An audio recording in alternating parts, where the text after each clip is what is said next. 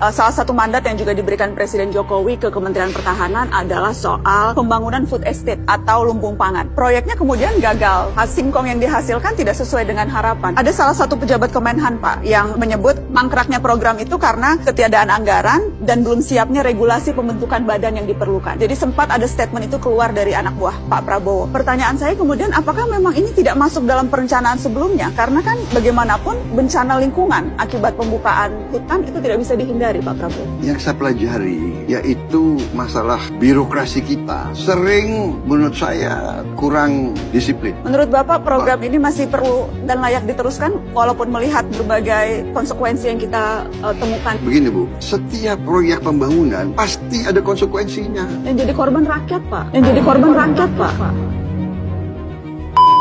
Masalahnya, menurut banyak kajian, termasuk dari Bank Dunia, program ini tidak mampu menjadi solusi kelangkaan pangan di Indonesia. Banyak orang yang sulit mendapatkan makanan atau gizi yang cukup. Makanan mahal karena ongkos produksi yang tinggi, masyarakat juga sulit memperoleh makanan bergizi seperti sayur dan buah. Masalah ini tidak bisa diselesaikan hanya dengan membebat hutan untuk menanam singkong seperti rencana Kemhan. Kami juga menemukan bahwa hampir semua area yang ditarget adalah habitat orang hutan menurut analis dari ahli dan pemerintah.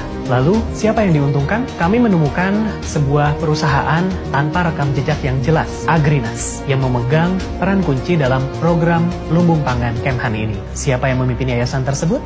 Menteri Pertahanan Prabowo Subianto sendiri, dibantu dengan sejumlah perwira. Sementara manajemen Agrinas didominasi oleh politisi Partai Gerindra, partai yang dipimpin Prabowo dan juga lingkaran terdekatnya. Di antaranya adalah 3 pemuda yang disebut Kesatria Jedi Prabowo yang membantu Prabowo dalam kampanye Pilpres kemarin. Menurut para ahli, ada konflik kepentingan ketika Menteri Pertahanan memiliki kendali atas sebuah perusahaan swasta. Perusahaannya mencoba meraup untung dalam program lumbung pangan yang diawasi oleh Kemhan sendiri.